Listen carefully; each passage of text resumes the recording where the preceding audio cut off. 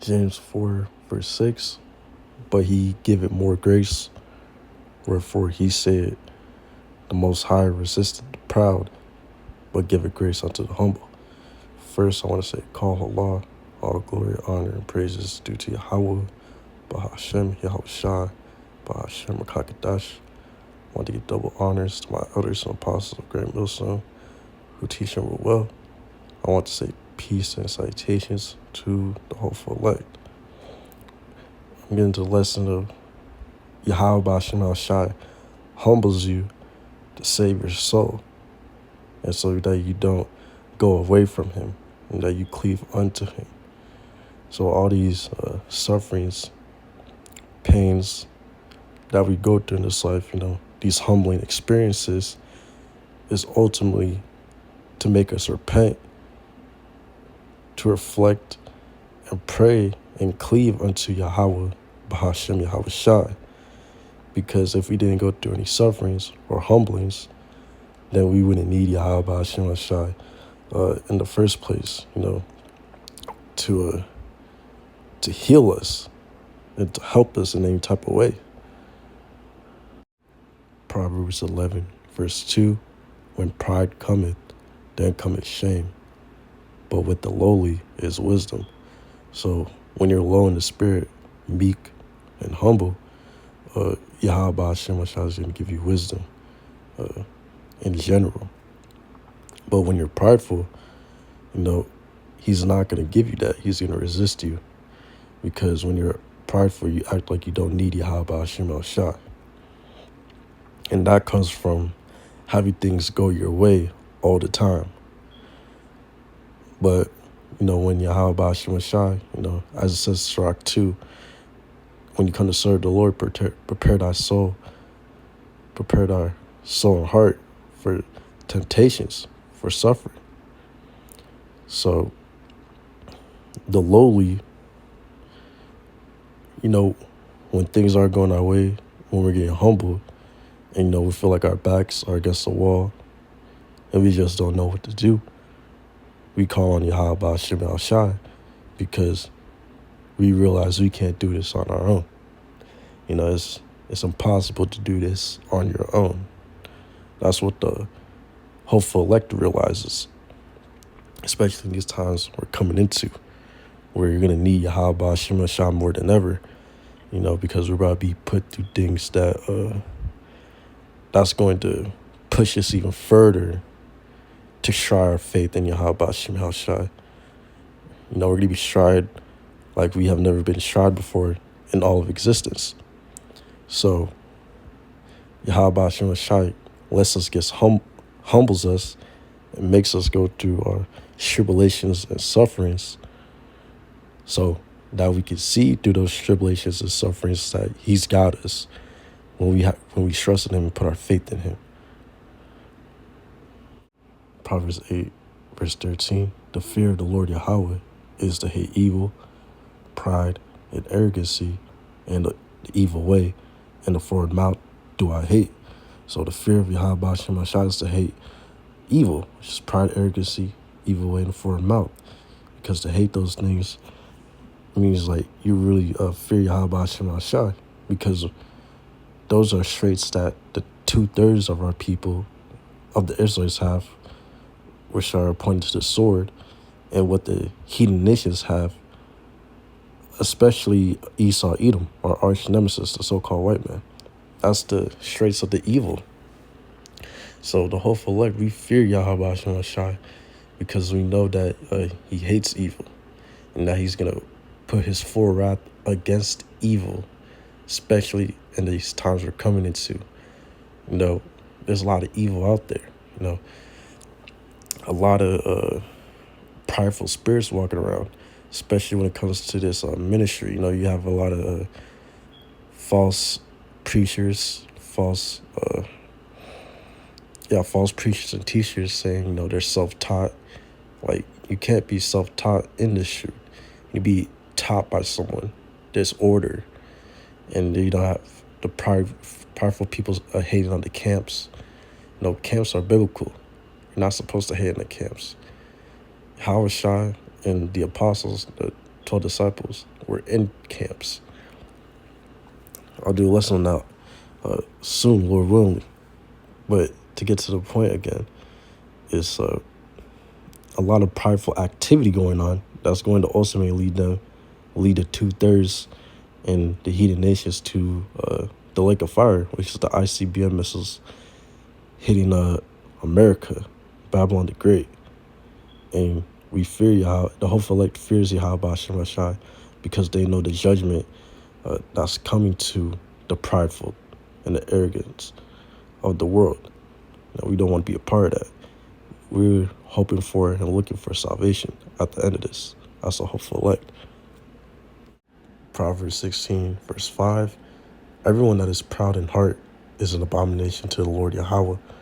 Though hands join in hand, he shall not be unpunished. And the heart in Greek translation means lob, which means mind. So everyone that is proud in mind is an abomination to the Lord Yahweh. So we see that it's an abomination to Yahweh to be proud in your mind. So it's good that Yahweh puts us through these trials and sufferings, because if we never went through trials or sufferings, then we'll be just like the 2/3 and the heathen nations at that point. An abomination to Yahweh, because they're known for being proud in the mind.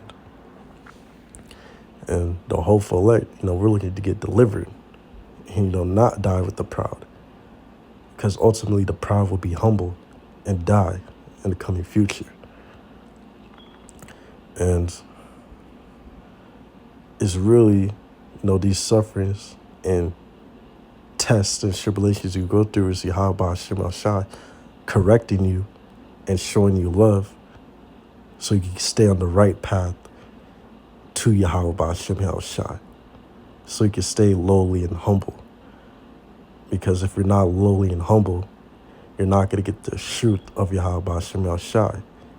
If you're proud in your mind, Yahweh Shai won't give you access to the actual truth for your salvation to get out of here during Jacob's trouble.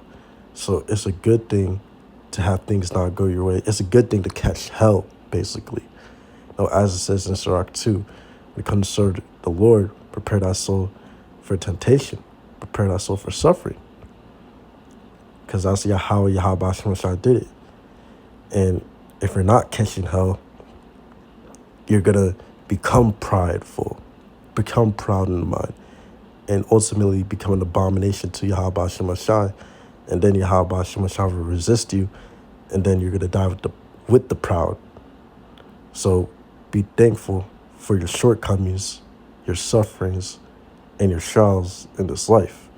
You're really in a blessed position to go through that so you can cleave onto Yahweh Shai. This is Hebrews 12, verse 5. And ye have forgotten the exhortation which speaketh unto you as unto children. My son, despise not thou the chastening of the Lord, nor faint when thou art rebuked of him. For whom the Lord loveth, he chasteneth, and scourgeth every son whom he receiveth. So when Yahweh Shai calls you into this truth, you're going to catch hell, whether that be financial problems, relationship problems, health problems, man, name it all. You're going to catch hell when you come into this truth. But that's Yahweh Shai humbling you so you don't become proud. And because if Yahweh Shai doesn't make you go to hell, you're going to become proud and forget Yahweh Shai, ultimately leading to your downfall.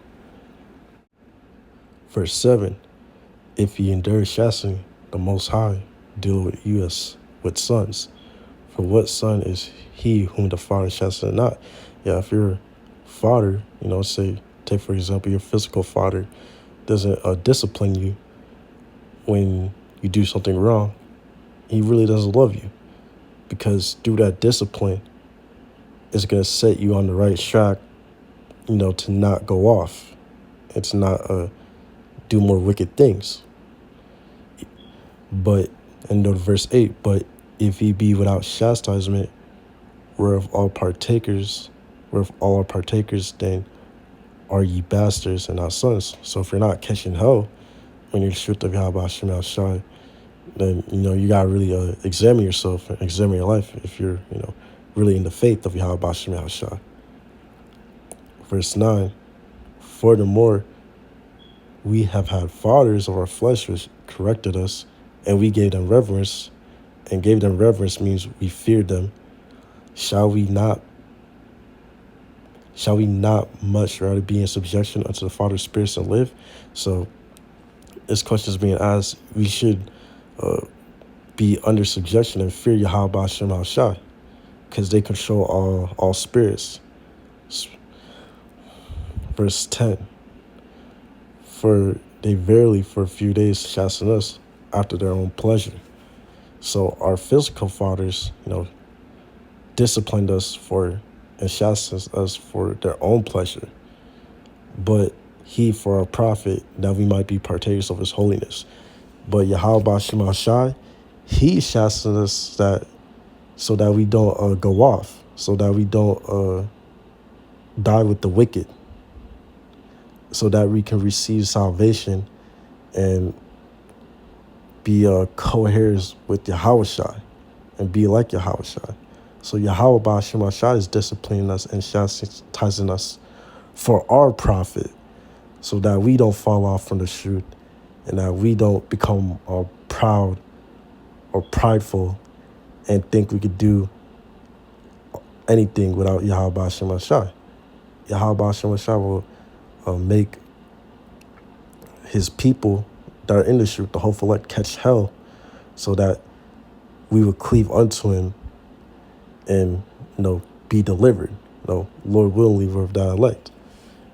Verse 11, now no chastening for the present seeming to be joyous, but grievous. Nevertheless, afterward it yielded the peaceable fruit of righteousness unto them which are exercised thereby. So the chastising from Yahweh Shema Shai is not going to be fun. The disciplining from Yahweh Shema Shai is not going to be enjoyable. But guess what? It yields the fruit of righteousness. It yields righteousness, and that's going to lead you to be on good terms with Yahweh Shema Shai and getting delivered. Because if you're not getting disciplined or chastised by Yahweh Shema Shai, you're going to start to become puffed up and proud and start to think you could do things without Yahweh Shema Shai, when that's so far from the truth. You need Yahweh Shema Shai to do everything. 1 John 2, verse 15, love not the world, nor the things that are in the world. If any man love the world, the love of the Father is not in him.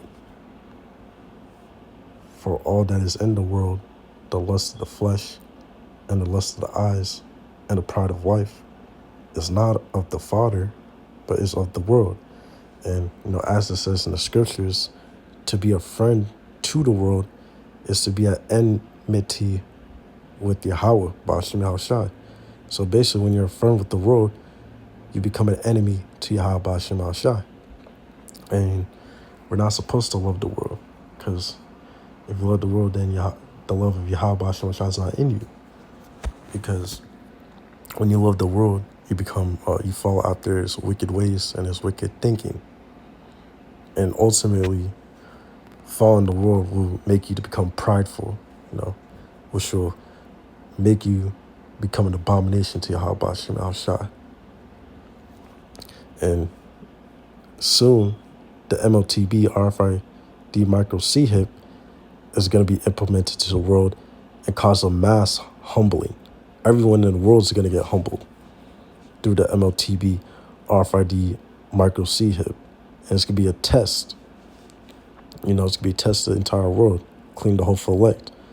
But the hopeful elect that cleaves unto Yahweh Shema Shai, and, they don't love the world, they're not going to be phased when this RFID micro CHIP comes to pass. As a matter of fact, they're going to be happy because they see prophecy fulfilling, and they know that Yahweh Shai return is super near, and that the kingdom is right at the door when this prophecy comes to pass.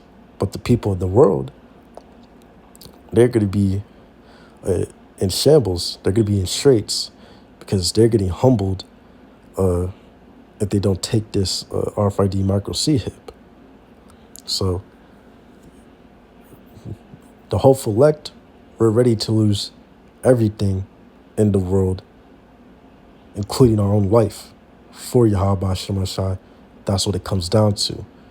But the world will try to keep everything so they don't lose it during this time of testing of the MOTB. It's like Yahweh Shai said, those who seek to keep their life will lose it. But those who lose his life for Yahweh Shai's name's sake shall find it. So us of the hopeful elect, we're going to lose our life for Yahweh Shai's namesake so we can find it in the kingdom. And Lord willingly, we be of that number of the elect to make it the first go around.